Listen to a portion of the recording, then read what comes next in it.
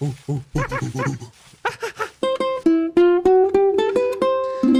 everyone, welcome to the Monkey Patching Podcast, where we go bananas about all things shade, repairs, and more. My name is Murillo. I'll be hosting you today, joined together always by Bart. Hi. Hey everyone. How are you doing, Bart? I'm doing good. Doing good. I'm doing good. Warm weekend in Belgium. It's a warm week, yeah, but I have the feeling it's better than last week when we were recording. Yeah, last week it was very humid as well. It was very humid. Ah. It was very humid. I was sweating last week. Yeah. Like No, you- no, but, okay. but it was nervous, it was nerves. Maybe, yeah. It was the first Ah. episode 2, first Okay. one with content, right? Yeah. I got feedback actually from last one. They said they liked it. So Okay. Yeah. An unbiased source? sure. But let's see. What do we have? So this is episode 3. This is episode 3, yeah. Episode 3. If you're one indexed, but I won't rehash this discussion. But what do we have for this week? So before a question, you're a heavy ChatGPT user. I have both a Claude and a ChatGPT user. And you use daily, let's say. I use it more or less daily, yeah. More or less daily. Do your kids use it? Sometimes. If Less than access to you. it, yeah. Yeah, way less than me. Do you ever... So, we use it because it makes life simpler.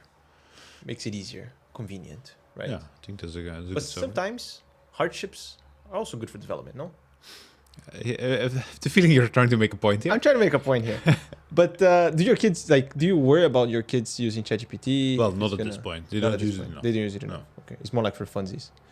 Yeah. You know, actually, I was talking to a friend a long time ago, and then so he lives in Belgium as well, and his kid is going to school here, Mhm. and then he went to ChatGPT, and then his kid and it was in Dutch, and he's like, and he immediately called his son, and he's like, "Why are you using ChatGPT to do your homework?" You know, and it's like, I don't speak Dutch, so, and then it's like, "Oh, it's not even right, Dad. Come on!" Like it was also a long time ago, but his kids were definitely using it, and I think it kind of raises the question of using ChatGPT when you're supposed to learn all these things. Why am I bringing this up? I came across this paper that I will gently put on the screen. That is called "Your Brain on ChatGPT: Accumulation of Cognitive Depth when Using AI Assistant for Writing Tasks." Let me just put that on the screen real quick. Yes. So, what is the paper about? It says that relying on ChatGPT for essay writing measurably dulls neural connectivity and degrades writing quality compared to using search or writing unaided. EEG data showed the weakest brain engagement in the LLM group, and the authors warned that, and I quote, "While LLMs offer immediate convenience, our findings highlight potential cognitive costs." So the paper basically, it's actually from MIT. So it's not very surprising, to be honest. They had different control groups. One that they had to write stuff, and one group didn't have anything. They just kind of had to think hard and just kind of come up with stuff. One group had access to Google, stuff like that, Okay. like search engines, and one had access to ChatGPT. Again, not so surprising. They measured the brain activity, so they had all the brain sensors and all this stuff, and they actually noticed that the people that didn't have the tools or had less tools, they had to think harder and all these things. Some things that were a bit interesting is that they actually switched the groups, the ones that with no tools to ChatGPT, and the ones ChatGPT with no tools. And they also saw that the people that actually switched from the ChatGPT to no tools, it's almost like they had a hard time to get going. It's like they got they're not lazy, right? But they measure in the brain activity, they weren't as engaged as the group that originally was already writing stuff without tools. And they also even went to say I think they had, and again, I glossed a bit over the paper. It's a long paper, but also interesting. They had a 4-month period in which they measured these things, and they could also see that the brain activity things, they were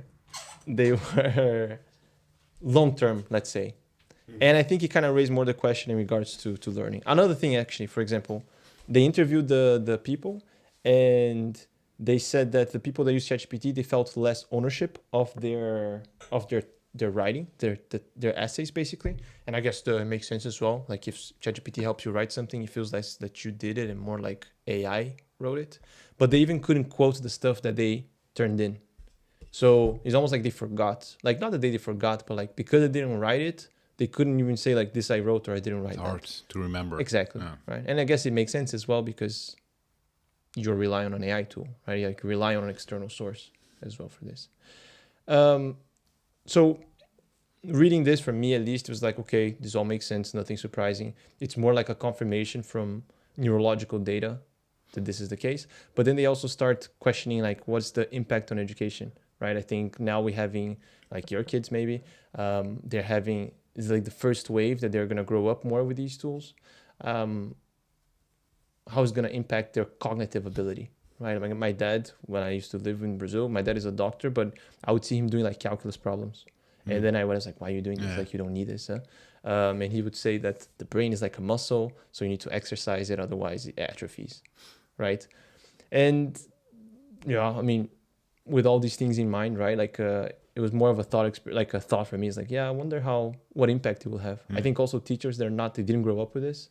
So also it's hard for them to teach in a way, like how would it be to learn having these tools because they never experienced this. So I think it poses an interesting challenge for educational institutions basically, right? And I mean, even for recruitment, right? Like if we had coding challenges, now ChatGPT can solve a lot of these things. So how do we actually assess what are the skills? Are the skills that we used to teach, are they outdated, right? So yeah, it was, again, doesn't give a lot of answers. Yeah, that's an interesting, especially like in the context of essay writing. Like I have something very, an example. So I've dabbled in some research projects in the past.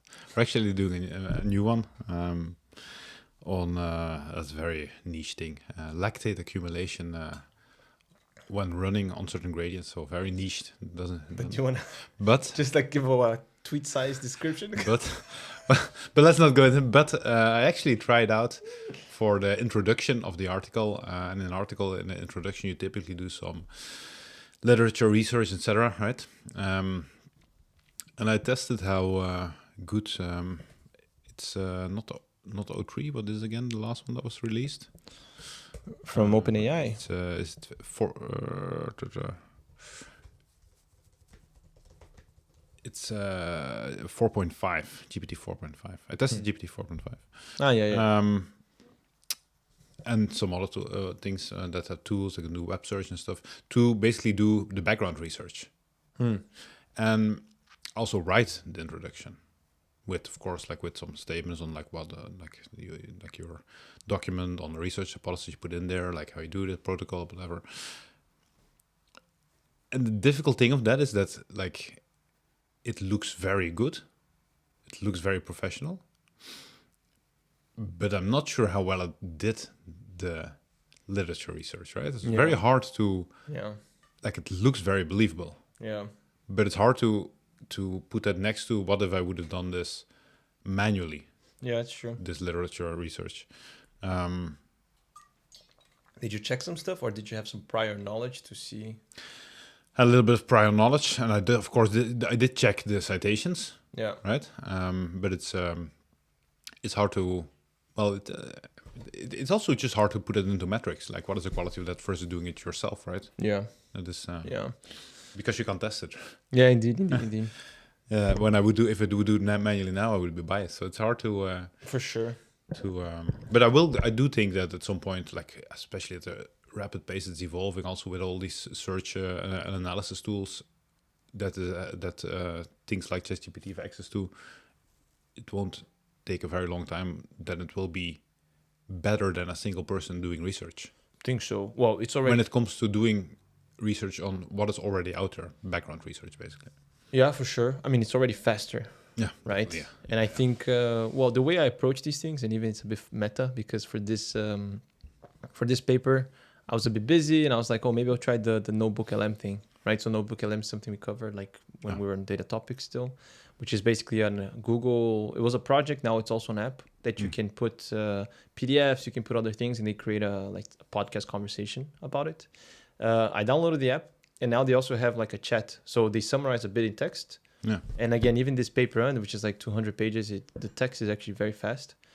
And then you can chat with it like, oh, but what is this? What is that? And they always cite. And actually, I feel like these models nowadays, they're much better at not hallucinating. Because I think maybe a year, 2 years ago, sometimes they'll just come up with stuff that is not even there. I feel like nowadays most of the stuff is there. It's just that sometimes maybe it doesn't go into detail that you want, or it doesn't focus on the right things, or stays too superficial and too bombastic, let's say. Yeah. But like, yeah, I listened to it, I talked a bit with it, and then I dove in and tried to read a bit of paper, right? Like even at work, right? Sometimes you don't have a lot of time. And in my learning, I found that to revisit a bit of things, like I think it's useful for me to have like a cyclical approach. So first you have like helicopter view, then you have a bit more detail, then a bit more detail, and then you actually go and read all the details. And I think once you reach that final thing, it's way more digestible. So it's not just about, is it going to replace, is it better? But I also think it's a tool, right? Like how do you use these things? I think that you should use it. There is a place for this. Yeah, well, here we're talking, of course, specifically about writing. Yeah. I think another challenge, another project I did recently.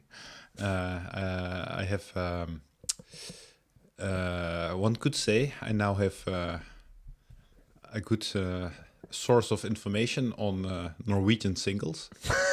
Like singles, like first you're talking about lactating, and then you're talking about like Norwegian singles. But no, again, very niche. It's a form of running training. Okay. A running training program. It's called Norwegian Singles. Sure. But Whatever you say. But it's something that is very, let's say, quote unquote underground. Like it's described on a forum on Let's Run, and like it's like very short forum messages. Like it's one thread of 300 pages, and like you need to read a lot to understand what the method is about. So what I did, I had, I think Gemini in this case, summarize all of that into an online book. So you can go to norwegiansingles.run and you find it. It's there. It exists today. Yeah, but and of course there's a big parallel there to essay writing. I think the challenge there, having done that, is that also like from the moment that you do this, like it generates so much text. There is a danger that you get lazy and just trust what is spit out there is correct. Yeah, I think that's a bit the problem, right? I think these things, like if you say this is a tool, it's fine. It's like if your desire is still to learn, then I think it's a tool. Then you can interact with it, it like digest a bit. But I feel like if you say, "Oh no, I just I'm using this because I don't want to be bothered to do it," then that's when I think it's less helpful, right? It's more damaging, especially for like if you think of kids, right? Like, or when you're in school. I mean, when I was in school, I did a lot of things because I had to, not because I wanted to learn, right? Yeah, true. And I think having these shortcuts, I wonder if you can have like a debt in your learning, right? Yeah. You know, time will tell. But fun thing about this Norwegian Singles website, norwegiansingles.run. Is that so I have multiple websites, right? But this is by far the most visited. Oh, really? Putting this on the screen for people to... And I really wonder like how many of these people are disappointed when they visit the website. Oh, wait, it's about running? Wait, like, what? This is not about singles? Wow. Okay. You should put like a comment, you know, like... Yeah. So this is the most popular website. This might, I'm wondering, like, on like an index on most popular websites about Norwegian singles, like, where is this? Yeah, right. Yeah. Naming things is harder, right? What else? What else do we have? We have yet another company that makes a statement about what AI will replace. Yes. Amazon chief Andy Jassy told employees that generative AI agents will take over many routine office roles within a few years, shrinking the company's white-collar headcount. He explained that, and I quote, "We will need fewer people doing some of the jobs that are being done today, and more people doing other types of jobs." Yeah, another headcount. What do you think, Marilla, of this? I don't know. I mean, I think when I was reading this as well, I was also wondering, because Amazon also laid off some people in the past, and they all had all sorts of reasons, like, going to the office is important and the culture, and like, yeah, all these things are true, but I also feel like big motivation is just because they wanted to cut costs. Yeah, so he explains he gives some examples. The type of routine tasks is like things like summarization, customer support, logistics, coding, these type of things. And the explanation is, of course, like it will free employees from mundane tasks to be empowered to do other stuff. But there needs to be other stuff that is worth added value for the company, I guess. Yeah, indeed. And I think the only difference is that now it's AI agents, it's not AI, right? Like it's a bit like they're using the new latest term, right? Like this new thing, the agentic AI, it's gonna replace people. I still think we're a bit far from that, to be honest. I do think maybe I'll take that back a bit. I think it's already here, it's already making people more efficient. I think if you're not using, you will definitely fall behind. I do think it's a skill. And I think maybe when people get better at this vibe coding skill, maybe it will be people going to be more productive. Is it going to lead to decreased headcount? I'm not sure. I was listening to a podcast the other day that they were arguing that this is momentary and this is going to come back because even for junior developers, because they were saying that now everyone's going to be a bit of a coder, but now today the junior engineers, they're going to be reviewing the code from the vibe coders. So because we still need to place accountability in someone. And even though the junior engineer is junior, they're still engineers. That was a bit the reasoning. So it's like a marketing person now, they want to make a change on the website. Instead of asking the engineering team because they're swamped, they're going to vibe code it and they're going to do it. And then they're going to ask a junior engineer to review this. I think that's a very positive view on this. I think it's very positive. Yeah.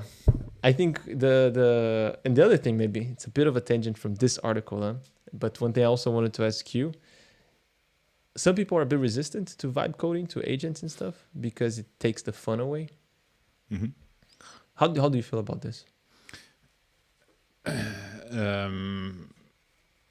Like as an engineer, where you say, I don't want to vibe code because it takes fun away from programming. Is that what you're saying? Yeah. Well, I don't think it's, maybe not as an engineer. It's just that some people, they're a bit turned off because... But you're talking about programmers. Yes, programmers. Yeah. I think you're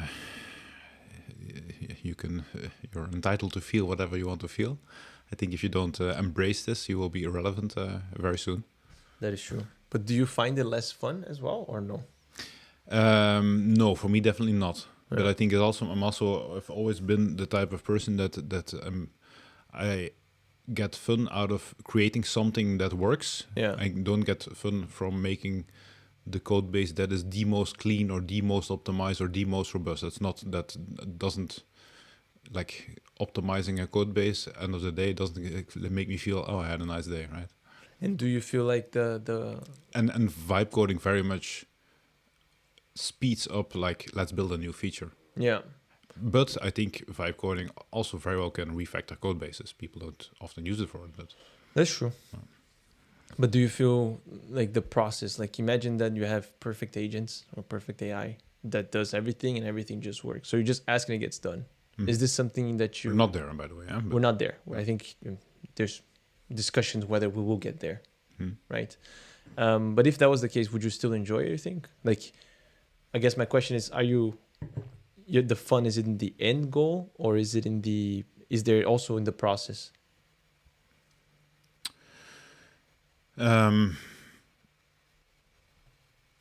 For me personally, yeah, the end goal. Yeah. The in the podcast as well, the reason I'm asking is because the guy, he actually likes the process, but he said, like, with a bit of a caveat, that he likes the multi-agent stuff. So he said it's very addicting, actually. Yeah, to have exactly. multiple things working and doing this and what works, what doesn't work. This goes well. And I think it's like, if more people see it like this, then actually I think a lot more people are going to adopt vibe coding. I think the thing is, like, a lot of people are a bit resistant because they feel like it's taking the fun away. Yeah, but I have exactly the same experience. That to me, using Claude Code is very addictive. Yeah. You're just like, oh, wow, this works. Oh, yeah, let's do that. Yeah. Claude Code is like, I don't want to code the whole podcast, but Claude Code is a terminal only. And is it just one model, or can they launch stuff in parallel as well? Well, it can since a few releases back, and also do parallel stuff. Yeah. Oh, okay. Yeah. So I was interested because I never heard that being said so clearly. Like people saying. I think actually when it comes to Claude Code being addictive, you hear a lot of people in The Anthropic subreddit, for example. The guy he described it as a slot machine. So it's like you go, you turn it, and then sometimes it works, sometimes it doesn't work, but like you just hooked on let's just keep doing this, Yeah, but you do have control over how often it works, but like because the more you specify, the more more likely it is to. Yeah. And there's also stuff that I normally would not do because I know like it's so much work, like this feature that I wanted to build or this refactor I had to do, and then now it's just like 15 minutes, and then I have a version that works. And that is also addictive because you feel so much more efficient, basically. You're just like, I can do everything. As long as you, and for me, when I do these type of things, like I build a new feature or do a refactor, like I do go through all the code that is changed to really understand that. It depends a bit on the project, of course. But so I do not have the feeling that I'm becoming worse when it comes to the quality. Yeah, I see what you're saying. Interesting. And do you think maybe that maybe this? Going back to the article now. Do you think that we will have a reduction in the workforce for developers in, let's say, a year? Do you think in 1 year we'll have more, like less jobs, less developers in the world because of AI? I think we will have more developers that are out of a job, that are unemployed in the world, yes, in a year from now. And I think we are already seeing that. I think it's not really shown in public numbers yet because they always lag a bit. But what we see is companies that are very hesitant to hire junior people, to grow their team and to have continuity in their team, just because for the simple fact, not even about how far the technology is, but for the simple fact that there is so much hype about AI agent will automate everything for you and cost will go down. And that's why companies already today are hesitant to hire new people. Yeah, that's true. That's true. I feel like I just, And I think like going back to the article, like what the Amazon guy said, Jesse, he just urges people to be very proactive, like learn about this. Yeah. Be good at what this does, and because it will empower you to be strong in the future market. Yeah. Which is not it's not a new thing, right? Like, I think it's just that now it's more relevant, but I think in general, new tools come out. If you don't look into them with time, you're going to become obsolete. All right. What else we have? The Grug brain developer. Yes. So what is this? This tongue-in-cheek manifesto urges programmers to treat complexity as their mortal enemy and keep code brutally simple. Its caveman narrator repeats that, and I quote, "Complexity very bad." Well, there's no donation there. Yeah, you got it. Advising developers to say no to features that bloat code base.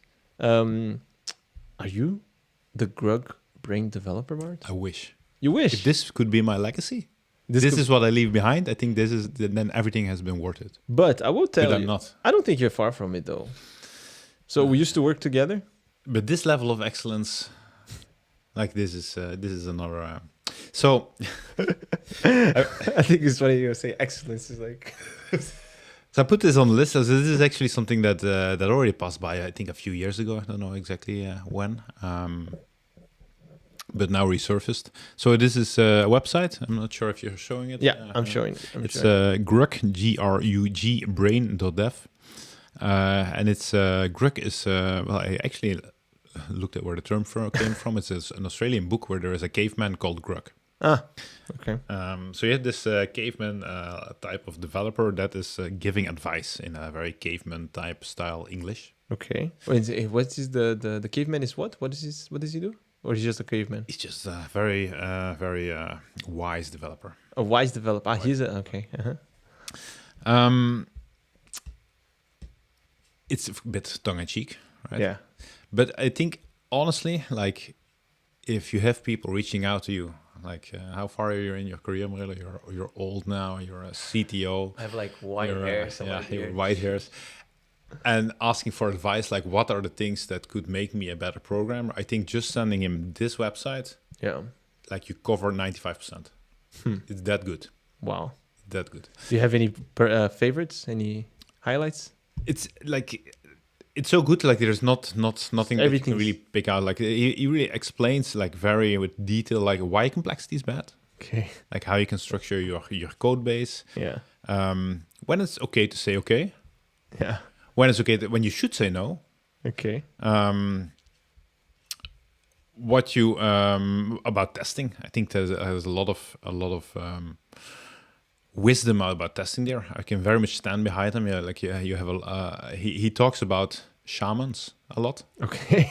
Shamans being like this person that is very opinionated about something that you should try to avoid. So like you have this on testing, for example. If that people that the only right way to test is if you do test-driven development. So you write your test first, and only then you start the code.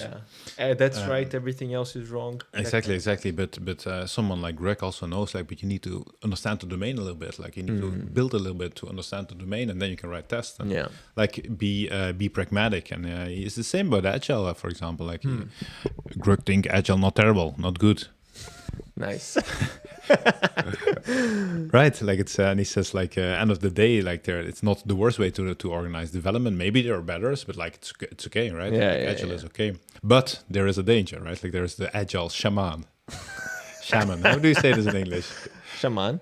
There's the Agile shaman. Shaman, maybe, I don't know. Which basically the role of the Agile shaman is like he makes his money doing Agile management, right? True. And like there is this danger when the Agile project fail, Agile shamans say you didn't do Agile right, which is true. Huh? Like it's always your fault. And he also noted that it's very convenient for the Agile shaman because he can ask more shiny rock, better Agile train young Grugs on Agile. It's a danger. So in a very much tongue-in-cheek way, like he has a lot of these small wisdoms but honestly, like in a very pragmatic way. Like he's not against anything specifically on things like Agile, on things like refactor, on things like tools, on expression complexity, on dry. Don't repeat yourself. Like there's a lot in there. Like and it's honestly you can learn a lot from it. It takes a little bit to get used to the caveman English. But from the moment that you're into the second chapter, you know. Like that's it. Like it becomes second language. Wow. Yeah. Okay. How many chapters are there? Well, this is a lot. Well, I didn't count them. And they even have a shop I saw. A Grug shop. Did you see that? Yeah. Complexity bad shirt. Complexity bad. It's here. Yeah. We're not sponsored, but honestly, I think it's a somewhat long read, but it's something that is doable in not too much time. But I will say, advise it. I do think you personify a lot. The Grug. Of the wisdom or more the caveman behind it? Let's start with the wisdom. But I think you've always been someone that's always like the KISS principle. Yeah, I think KISS is important. Right? What is KISS? First talk about lactation, no urgent singles, now KISS. What is KISS? Yeah, next. No, KISS. Keep it simple. Keep it super simple. Keep it simple, stupid. Yeah, but I think also like they're like be pragmatic. Like do something that adds value, and that you're not gonna have major regrets about after the fact. Yeah, I think it's a healthy approach. I think the thing is like programming is something that a lot of people enjoy, and then there's a lot of opinions about it. So I think people shy away a lot from this. Well, I think it's fine to do stuff for fun, right? But I think don't mix the things, right? Like most of the times, if you're in a job or you're there to solve a problem, right, and let's not forget that, right? And I think we have a knack for overcomplicating things sometimes. You know, it's like you just do this. Like no, but we need to do this. We need to do that. Yeah. Like, okay. So it's good. It's cool. And I really appreciate actually the tongue in cheek. I find that my best courses, the best teachers, the best lecturers, they always brought a element of humor to it. It's I think the best presentation is like the ones, or the best class is the ones that like you don't even realize you're learning, right? Like everything is just so fun that it just rolls off. So I'll definitely have. I think I had actually already seen it or something related to this, but I'll definitely have another look. And they have a book as well. What else do we have? We have Anthropic's Shade Arena benchmark shows today's language models rarely pull off covert sabotage tasks overall, but stronger models can still evade detection alarmingly often. Their paper notes that, and I quote, more intelligent systems can take more complex actions, which is great news for coders, researchers, and anyone else who's using AI for difficult work tasks. Yet, this sophistication could hide malicious behavior. Yes, this is interesting paper that it's a paper, but they also have a blog post about it. The Shade Arena is basically an evaluation framework for seeing if LLM agents they're gonna be malicious.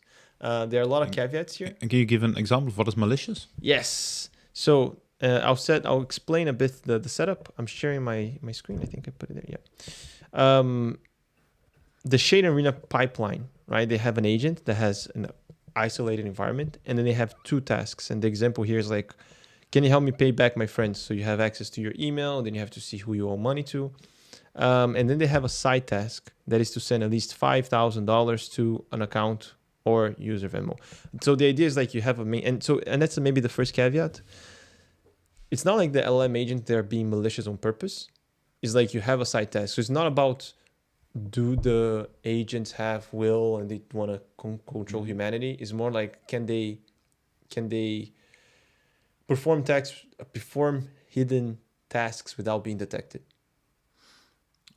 Okay. So they have these two things. They have the main task, which is the legitimate one, and they have the side task, which is the malicious one. And like in practice, that would mean like someone gets like your query gets hijacked and like a subproblem gets injected, something like that. Something like that. Or maybe you have an agent that says, this agent do this, but actually I'm exposing the agent to you. Mm-hmm. And then you click on it and then you use it. But I actually have a side. Like okay. I guess it would be, that's yeah. the only way like you could bring it to real life. Sharing my custom GPT with you. Exactly. It's like, look, this helps you settle all the debts and all these things. And then the agent will go on its environment and do things. But then it has the transcripts, right, and all that. And then you have a monitor agent as well that gets the transcript of all the actions that the model took, the model that we were looking at. And then it basically gives a score of how suspicious it is. Okay. From 0 to 100. So if it succeeded on both tasks, so the main and the side task, and also we didn't have a suspicion score of 80 or less, so if you didn't have 80 or above, basically, then you would succeed. Okay, I see. So that's a bit the setup. So you can actually recreate it, and then you can go over the models, right? Most of them actually didn't complete the side task or the side task or the main task. So there were a lot of common reasons why the things didn't succeed in tricking people, which has nothing to do with them being malicious or not. So like they were lazy, they skipped parts of the task, they were failed to complete subtasks or the main tasks, they didn't understand the main task, or they hallucinated. They said, oh yeah, I've done everything you asked, but they didn't really do it, right? So the success rate is actually quite low. It's like 0.3, right? And that's from Claude Opus. Yeah, they tried also for the reasoning models. They also exposed the reasoning to see if it would make it easier or harder, right? And obviously, it made it much easier to see when there was malicious intent. And they actually saw that the best monitor model was actually a Gemini model, which I also thought it was interesting that they put in there. So they kind of go over all the models, like, so just to name a few, Claude Opus 4, Gemini, O4 Mini, GPT 4.1, all these things to see how many of them was able to do the side quest without being detected, basically. And I think they mentioned this, that they hope this will become something that people can test their models to see how transparent they are. Okay, interesting. Yeah. And it's still far. What they're then probably just bad at is not necessarily the execution of that side task, but more hiding it in the output that they did it. Exactly. Yeah. Exactly. Or like, for example, sometimes like what they were showing is they say, yeah, I did this thing, and they wouldn't explain why, but that was very suspicious. Like, oh, why would you, I don't know, look at my banking statements if you're just looking to see who I owe money to? Yeah. Right. Okay. So they weren't really good at this, but and they even mentioned that right now it's probably a bit far, but they're just kind of thinking ahead, like they're setting this arena, this benchmark, this experiment to see how the models evolve in the future. Yeah, There's going to be an impact. So Interesting. far, and again, a lot of caveats. Huh? It's like this is not LLMs are trying to take your money. They're going to conquer the world. They have their own mind. It's really like about obfuscation. Interesting. Right. And every time I see shade, I think of Taylor Swift because there's a song that she says shade. And, yeah. And you're a Swiftie. It's hard to deny. After like. When I saw and I thought of it, I was like, this is it. Like, what can I say? I think you need to be a Swiftie to make this this link. So if anyone listening thought of Taylor Swift as well, when you see shade, you're not alone. It's okay. It's okay. It's fine over here too. What else do we have? It's me, right? Yes. Midjourney's first video model.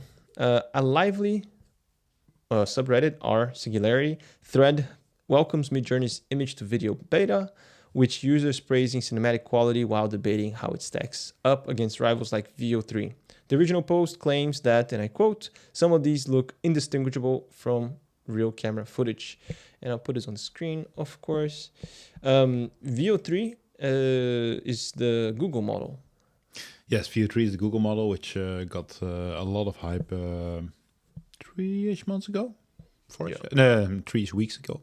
4-ish weeks ago, something like that. Midjourney is not really like... Midjourney is, I think, well known for people that are really in the Gen AI... Image. quote-unquote art, image generation scene. Because until recently, and actually it's changed, but until recently, it was a bit complex to use it. You had to use Discord, but now it's also like even if you don't use Discord at all, you can make an account, so it's become much more accessible. But it has actually been, when it comes to image generation, one of the major players when it comes to quality. I think from day one that image generation really became a thing. They now have a image to video beta, which you're showing on the screen, and it actually looks very, very good. I think in terms of video, and it's very subjective, of course, but just by looking at this video and looking at View videos, I think it's comparable. Of course, the big difference with View from Google is that it also has audio generation, which is a big other advantage. But we're like... and I think you need to appreciate how complex all this is. Like we're getting very close to a level where at first glance you're not going to see a difference anymore. Which again, what kind of skills do you need to have, right? Like when you look at things, because it used to be like, if you saw something that's true.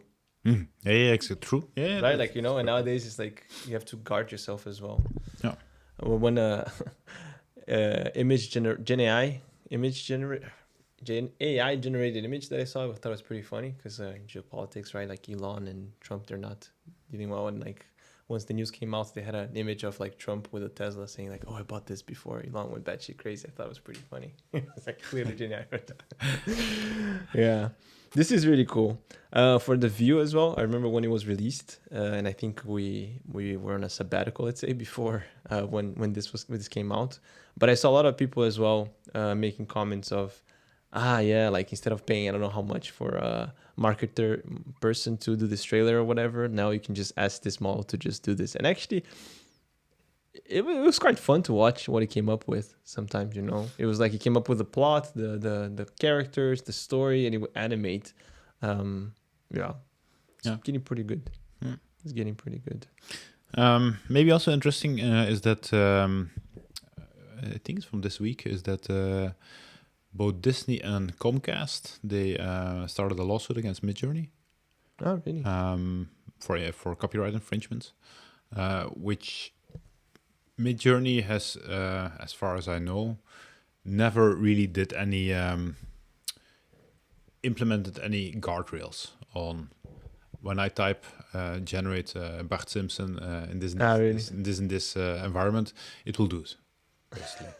And you can argue that like probably the material it was trained on for all these major players is very similar. Like they probably all have the Simpsons in their trading data set. But Midjourney never really introduced any guardrails like you would have, like ChatGPT does have. I think View to some extent also has. but that makes it maybe more susceptible to actually get a ruling in favor of Disney and Comcast. And maybe for when you say guardrails, you mean like OpenAI and all these other models, they would generate. So it's not like the models, they're better. It's like the models are the same, but they have another protection layer that would stop these things to go through. Right. So you have, for example, like with OpenAI, when it comes to take the example of image generation. It's a bit easier to explain. Like when I would upload your image, why would you an actual photo of you, and I ask, put this guy in an awkward situation, really? sitting on the lap of. I won't go into the details of the prompt, but. You will get a response back saying, I'm not allowed to do that. You're like, no. And do you want me to use the characteristics of the person? And you can do that. But that is like what I mean with the guardrail. Like there is the ability to do it. Yeah. It could, but they don't like exactly. it. Yeah. And Midjourney doesn't really have this these guardrails in place when it comes to generating copyrighted content. And let's see where these I hope one of these lawsuits actually gives a little bit of body and understanding on what even is copyright this day and age. Yeah, I mean, with OpenAI as well, when they started the image generation, the whole thing with Ghibli Studios, right? Like, so it's like a studio that does a lot of anime, so it's a very specific style. And I mean, OpenAI before, I think they were suing people as well for using ChatGPT like in a non-legal way. And then people were quick to realize that if you don't, like, even if you don't mention names of movies or something like this, if you say Ghibli Studios, it knows what it is and it generates. So it's like it's still a bit free for all, right? It feels like a bit free for all. That's why it would good that there is a ruling in one of these cases. But I think the courts will take years to get to that. Yeah, indeed. What else do we have? Zero-shot forecasting. Yes, Parsables, it's a company, Parsable. Parsable's engineers benchmark 4 new time series foundation models and find that non-reliable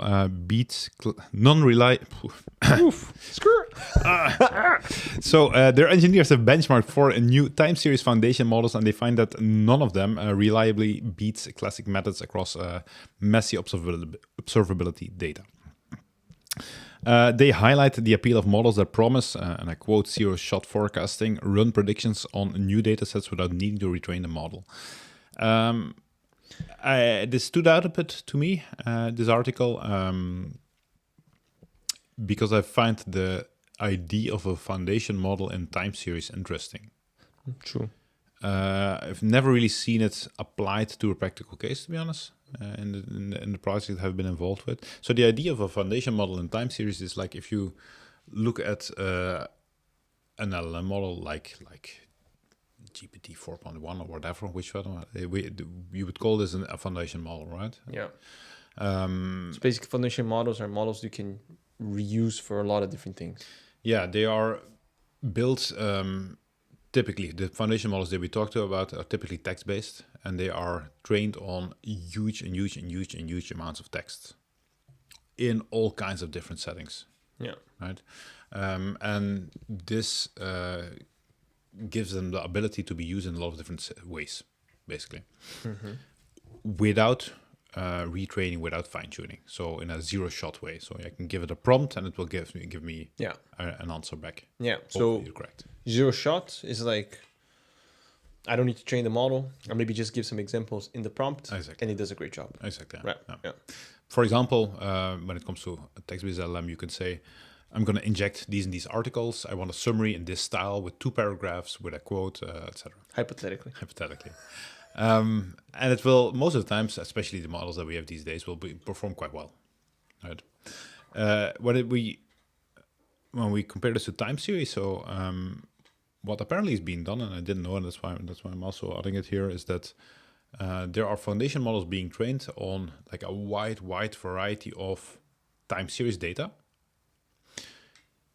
with the hope that from the moment that you use these models on data it hasn't seen yet, so an array of time series on whatever, can be observability data in a Kubernetes cluster, can be whatever. How many people go to the industry beach? Process on movements of a certain part or whatever. Yeah. That this foundation model will be able, by just seeing this new array of inputs, to predict the future of it. Without training. Without any training. Yeah. And that's of course is only possible if in some way, like in this wide variety of data that's trained, and it has already seen this kind of pattern somewhere. Yeah, enough times as well. Like it's not enough. That it's not noise. Exactly. Yeah. Right. Yeah. And the interesting thing is that it when you read the article is that it sometimes gets good results. It sometimes is beaten by classic models, right, like ARIMA, which I think is to be expected this day and age. But to me, is more interesting is that sometimes is as good as ARIMA, something like ARIMA, which does make me wonder, like how long will it take that these foundation models like become a no-brainer to say, okay, you need time series modeling. Yeah, this foundation model is probably the best bet to start with. Yeah, if we will get there at some point. I'm also wondering if like you need zero shot, right? Like maybe if you just can you just fine tune it a bit? Like would that work or? Well, you could, but that's a bit the. Yeah, but I mean, if you say because I think there's a spectrum, right? Like I feel like we're trying to go zero shot, but like if it takes you 10 minutes and you have something really, really, really good, like that beats everything, it's also a win, right?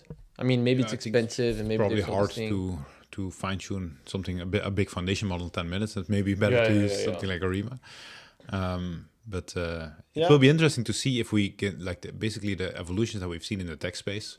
If we see something like that in basically the structured data space. I have seen, well, I don't know if I'll call it foundational models, but like transformer models for tabular data. I remember I saw that somewhere, but it didn't really catch on. I feel like it wasn't worth it. I think it was really, really, really big, and it didn't perform better than XGBoost. Well, I think that is indeed that's what the article is saying, right? Like it's a lot of effort, and it's most of the time it's beaten by classic methods. So today it's definitely not worth the effort, right? And I think also like for time series I don't know why I get I feel like it's very, very, very specific. Like I remember even there was a project that I was following up that they were trying to predict damage in vehicles, and they had one model per vehicle even. Like they would retrain the model every day per vehicle. So even like you have the same domain with classic models, right? With classic models, right? But I feel like back then I was a bit surprised, like, oh, why don't you have one model to predict everything? You have more data. But here with these foundation models, you're saying that, let's say, we in some magical way, with what text was actually possible if you just completely ignored copyright, you just scrape the whole internet. So meaning quasi all patterns in text that you could see you have, and you train a model on that. Yeah. Like if you could do this in time series, like you say, you gather every data which today is probably in corporate databases, and you train something on it. Yeah. Well, that is a bit the question that is posing here. But I'm also wondering. So it's a good question. Huh? I feel like it would be. Yeah, I don't know. I think it would be really cool to see, but I'm still skeptical. I don't think it will. Let's see. Because I also think a lot of the times it depends on what features you have, right? Like what do you have available? Yeah, sure. Right. Yeah. I don't know. I'm a bit skeptical, but well, I think you have the right to be skeptical because today it doesn't outperform. Huh? But in some cases, it's good enough. But I think it's like I'm skeptical, but I want to be wrong. You see what I'm saying? That's a bit the feeling that I have. I think I wouldn't want to work on this, but I would love to see like someone very smart working on this to prove me wrong. That's the feeling I have. Let's see, 10 years from now. Let's see, 10 years from now. Put in your calendars. 2035. What else we have? Monkey patch PyPI packages use transitive dependencies to steal Solana private keys. Socket. This is from Socket. May 29, 2025. Socket researchers uncovered 6 interlinked PyPI packages that silently capture and exfiltrate Solana wallet keys by monkey patching crypto libraries at install time. Their report cautions that a single pip install for any of the other 5 libraries automatically fetches and executes the hidden payload, endangering thousands of developers. Did you just include this because it says monkey patched and you're like, this is it? I I think 80% of why I included is because there was monkey patching in the title. Okay, cool. But I think it's good to sometimes also like include like a bit of a cautionary tale, right? Oh yeah, no, for sure. So what they basically do, and that's maybe also a good way to explain monkey patching, is that they have created a package which is called these people that were up to no good. They've created a package which is called semantic-types. Okay. Sounds something that is very believable. That should be Very techy. a dependency or something, right? It's like we need it, huh? We need, this is something like you're not going to question it when you go about like types, this is semantic types. Yeah.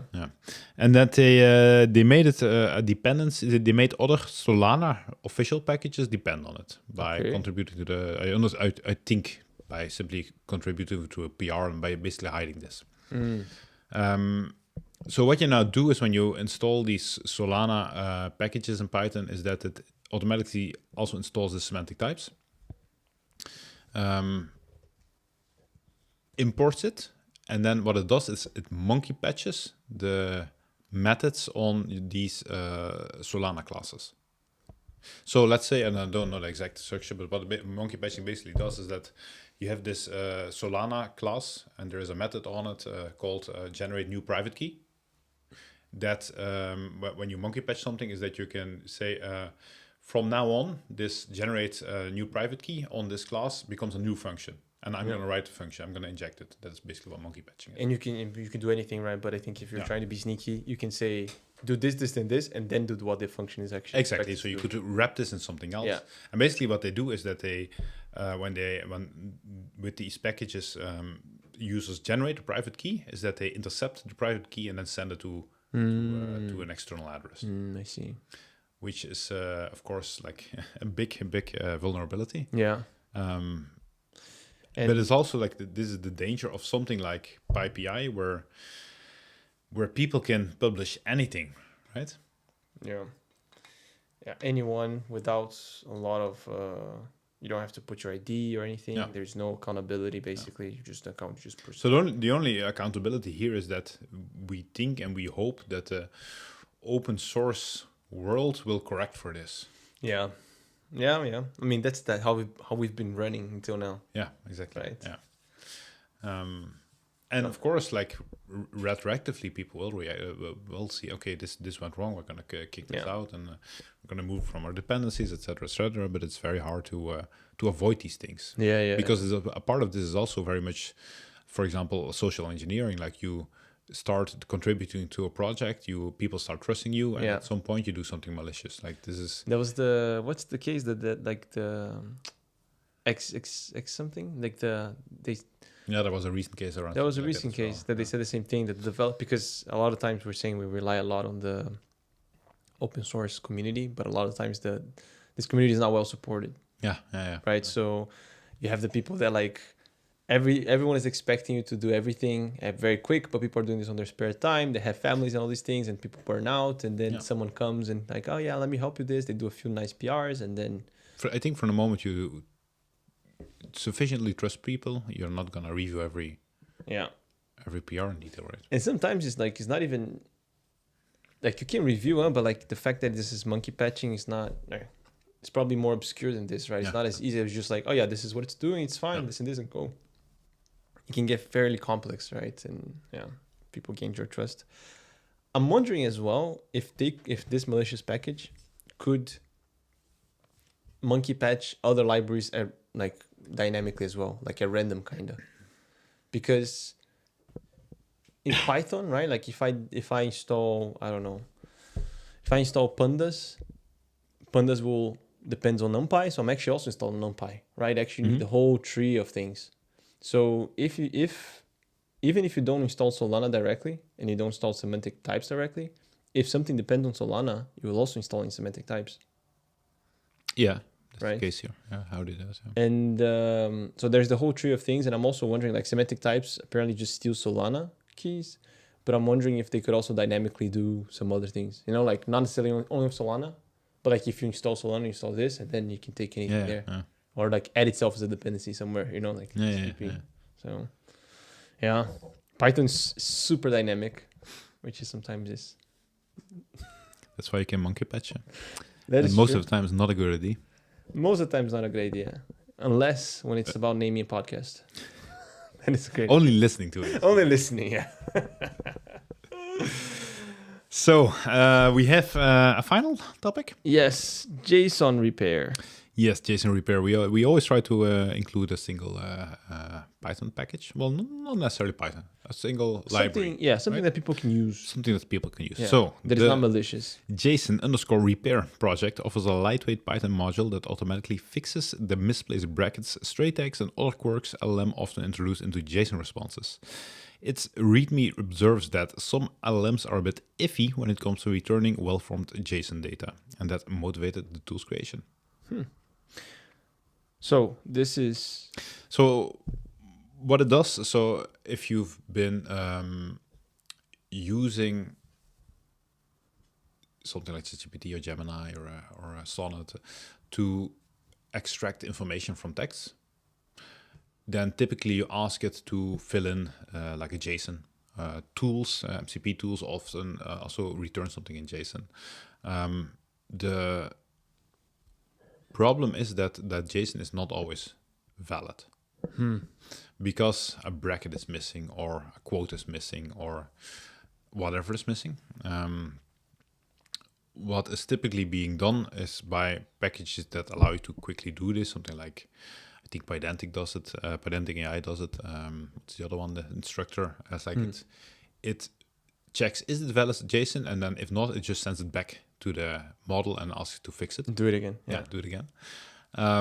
So you get this, and hopefully at some point you get it correctly back. That is a way to do it. I think that's being done a lot, but automatically big behind the scenes. Yeah. This is a way to do that in a more deterministic manner. It's probably a safe extra check, I would say. Interesting tool. I think also it's very easy to use.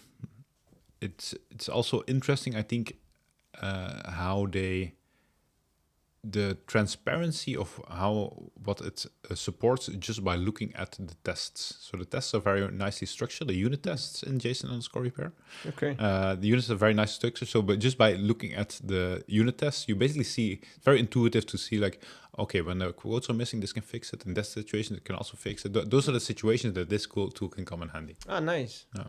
Oh, cool. And this is from that's actually an I don't know if it's undervalued, but one thing I really like about tests as well is like to use it to understand better what the code is doing or what is this and that. This is really cool. Yeah. That's nice. It's probably cheaper than sending it all back to ChatGPT. That as well. Every time. That as well. Yeah. Right. Yeah.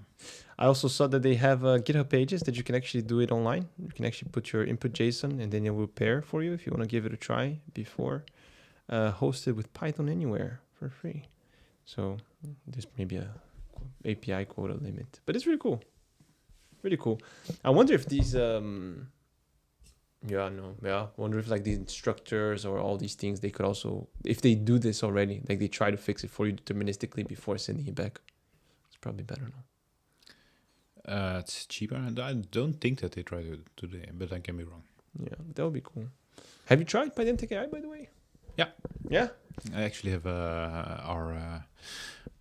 we have a family AI assistant. Yeah? Does he or she or it have a name? Octave. Octave. Yeah. Any particular reason? No, it's a nice name. Octave, Or an assistant. Octave. Feels like a butler, you know? Yeah, it's a bit of butler. Right. Yeah, exactly. Yeah. I think of, what, is Jenkins the logo? There's like a guy like this. But it's I use Pydantic AI for it. Yeah. Yeah. Is that your go-to agentic AI framework? There's a lot of them, huh? There's a lot of them. I built it just before the new Hugging Face one. Small agents. Yeah, I think I would prefer that. You tried that one as well or no? No, but I think I would do it now if I would have to rebuild it. I built it just before that, so it does very basic stuff. Like it's every day it gives a small update on like the major things that happened that day, like meetings and stuff like that. We can ask it to put something in our agendas.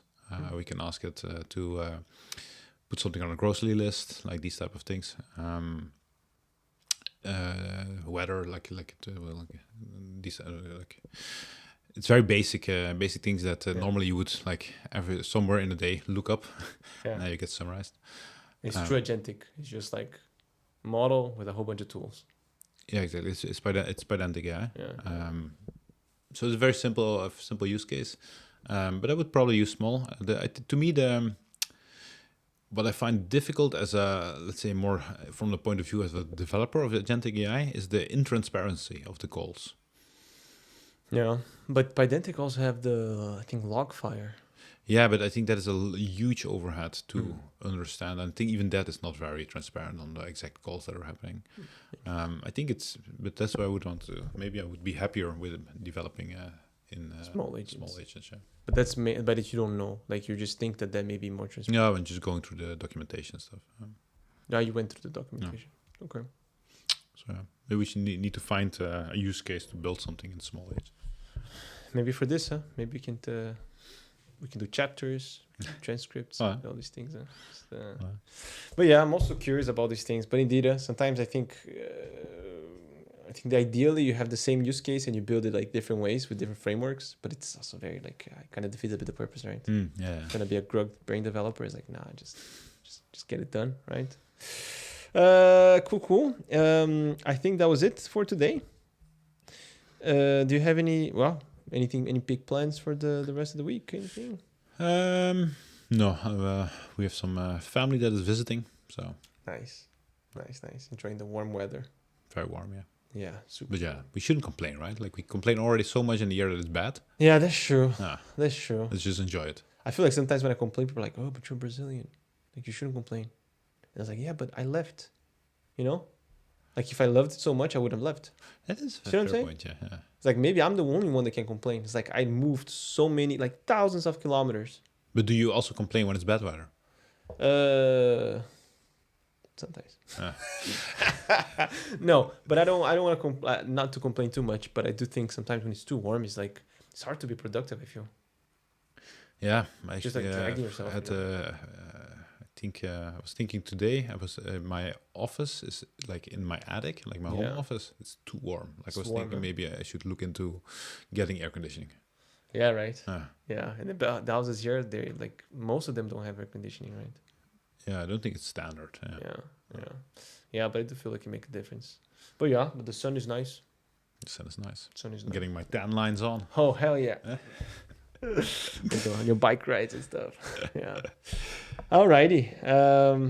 Cool stuff. I like this. The summaries. I think it's better. Nailed them. I don't know if do we have an outro already?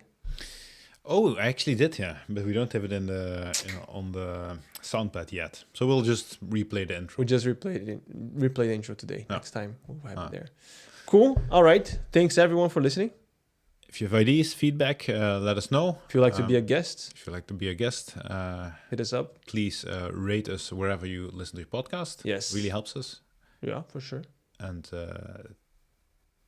we'll talk to you next week. Yes, sir. Ciao. Ciao.